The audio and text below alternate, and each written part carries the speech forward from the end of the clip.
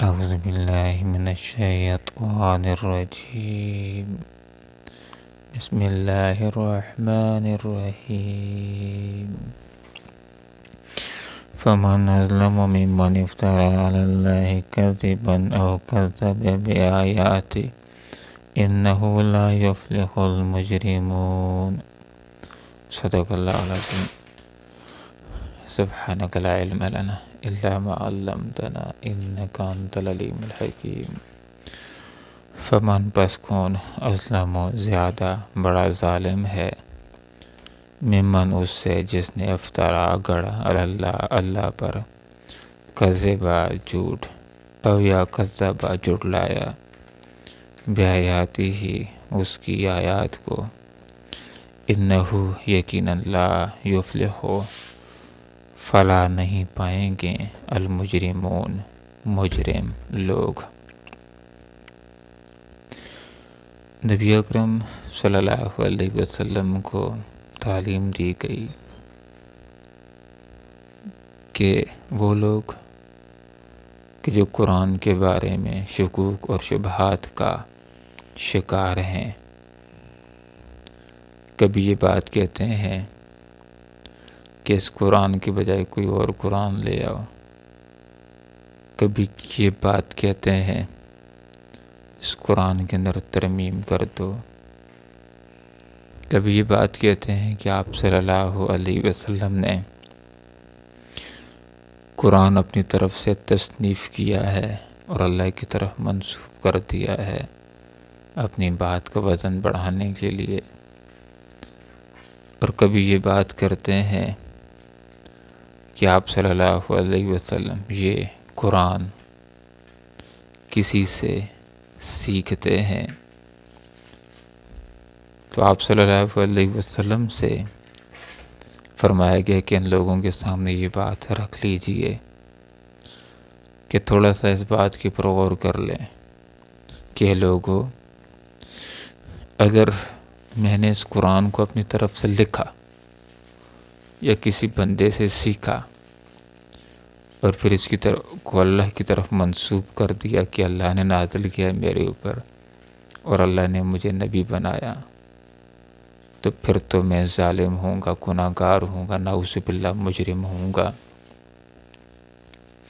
لیکن اگر یہ کتاب اللہ نے نازل کی ہے، اللہ نے میرے اوپر نازل کی ہے اور اللہ نے مجھ کو نبی بنایا ہے اور حقیقت کے اندر اللہ نے مجھے رسالت دی ہے، یہ قرآن اللہ کی کتاب ہے، اللہ نے میرے اوپر نازل کی ہے، اور تم اس کو جھٹلا رہے ہو تو تم ظالم ہو. تھوڑا سا تنہائی کے اندر بیٹھ جاؤ، غور و فکر کرو، اپنے دل سے یہ بات پوچھو کہ نعوذ باللہ میں اللہ کی طرف جھوٹ منسوب کر کے ظالم ہوں، یا تم اللہ رب العالمین کے کلام کو جھٹلا کر کے اس کا انکار کر کے ظالم بن رہے ہو، تو تمہارا دل گواہی دینا شروع کر دے گا کہ تم ہی ظالم ہو، تم ہی حق تلفی کرنے والے ہو. فمن اظلم ممن افترا، کون بڑا ظالم ہے اس سے جس نے گڑا اللہ کے پر کذبا جھوٹ او کذبا بیاات ہی یا اس کی آیات کو جھٹلایا. جو اللہ رب العالمین کی طرف جھوٹ منسوب کرتا ہے وہ بھی سب سے بڑا ظالم اور گناہ گار ہے. ظلم کا لفظ قرآن مجید عظیم الشان کے اندر گناہ گار کے معنوں کے اندر بھی استعمال ہوا. لقمان حکیم رحمہ اللہ نے اپنے بیٹے کو نصیحت کی تھی، اے میرے بیٹے یا بنی لا تشرک باللہ ان الشرک لظلم عظیم، کہ میرے پیارے بچے اللہ کے ساتھ کسی کو شریک نہ کرو، بے شک اللہ کے ساتھ کسی کو شریک کرنا، اس کے ساتھ شرک کرنا، یہ بہت بڑا ظلم ہے، یہ بہت بڑا گناہ ہے. ظلم کے لغوی معنی وضع ہے علی غیر محلی، کہ جس چیز کی جو جگہ بنتی ہے اس جگہ اس کو نہ رکھا جائے. حق اللہ کا بنتا ہے کہ اس کی اطاعت کی جائے، اس کی بندگی کی جائے، لیکن ایک آدمی کسی اور کی اطاعت اور بندگی کرتا ہے تو یہ اللہ کی حق تلفی کرتا ہے، گویا کہ ایک لحاظ سے اللہ کے ساتھ یہ ظلم کے اوپر آمادہ ہے۔ تو جو آدمی بھی ظلم کرتا ہے، گناہ کرتا ہے، تو حقیقت کے اندر وہ گناہ کرنے کی وجہ سے اپنے آپ کے اوپر بھی ظلم کر رہا ہے، اور اللہ رب العالمین کی بھی حق تلفی کر رہا ہے۔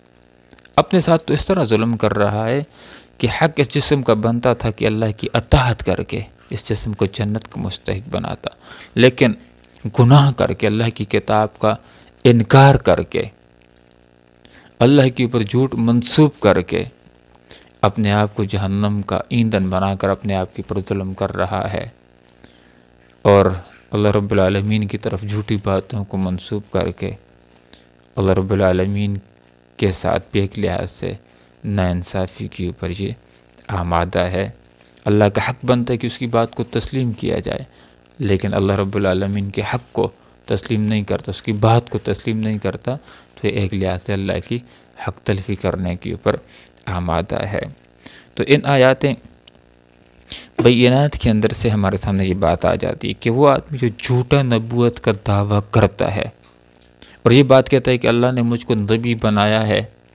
اور اللہ نے میرے اوپر کتاب نازل کی ہے، حال یہ کہ اللہ نے اس کو نبی نہ بنایا ہو، اللہ نے اس کے اوپر کتاب نازل نہ کی، جیسے کہ مسلمہ کذاب جیسے لوگ ہیں جو جھوٹا نبوت کا دعویٰ کرنے والے ہیں، تو یہ بھی مجرم ہیں،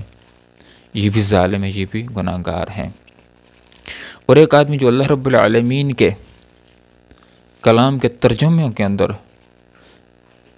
غلطی کرتا ہے، جان بوجھ کر کے غلط لکھتا ہے، یا تشریحات کے اندر اپنی ذاتی رائے کو استعمال کرتا ہے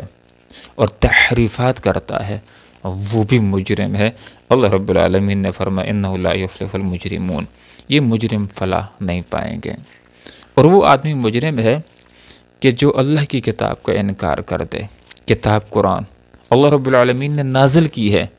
اپنے نبی محمد صلی اللہ علیہ وسلم کے اوپر نازل کی ہے، اور ایک آدمی قرآن کو اس کا انکار کر دیتا اور کہتا ہے کہ آپ صلی اللہ علیہ وسلم کے اوپر اللہ نے نازل نہیں کیا،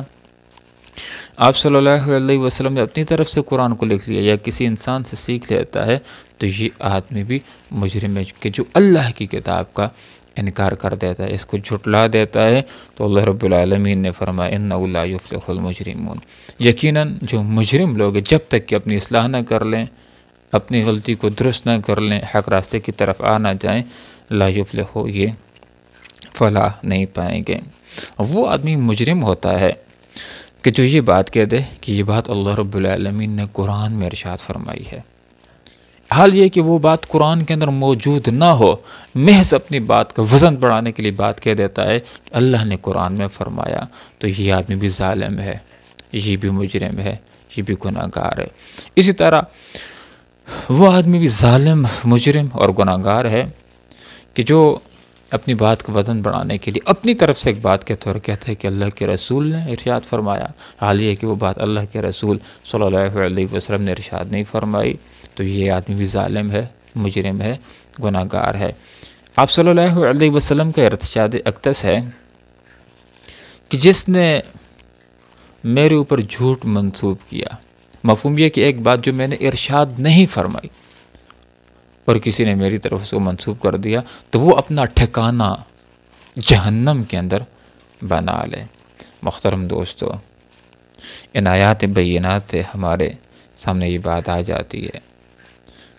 کہ ایک آدمی کو چاہیے کہ وہ آپ صلی اللہ علیہ وسلم کو سچا نبی اور آخری نبی تسلیم کر لے، اور قرآن مجید عظیم الشان کو اللہ کی کتاب تسلیم کر لے، اس کے اوپر ایمان لے آئے، اس کی تلاوت کرے، اس کے معنی کو سیکھے، اس کے ترجمے کو سیکھے، اور اس کے اندر جو بھی احکامات ہیں، خواہ اس کے نفس اور خواہش کے مطابق ہوں یا اس کے نفس کے اوپر شک گزرنے والے ہوں، جتنے بھی احکامات ہیں قرآن و سنت کے، خوشی کے ساتھ ان کو تسلیم کرنے والا، ان کو ماننے والا، ان کے اوپر عمل کرنے والا، ان کی تبلیغ کرنے والا، اور قرآن و سنت کے نظام کو نافذ کرنے والا، یہی کامیابی کا راستہ ہے کہ ہم دنیا کے اندر قرآن و سنت کو اپنائیں، اس کے مطابق عمل کریں، اس کے نظام کو نافذ کرنے کے لیے جدوجہد کریں، تو دنیا میں بھی انشاءاللہ کامیاب ہو جائیں گے اور آخرت کے اندر بھی انشاءاللہ کامیاب ہو جائیں گے۔ اللہ تعالیٰ مجھے اور آپ کو اس طرح قرآن و سنت کے اوپر عمل کرنے کی توفیق عطا فرمائے جس طرح صحابہ کرام رضوان اللہ تعالی علیہم اجمعین نے عمل کیا تھا. آمین. وآخر دعوانا ان الحمد للہ رب العالمین.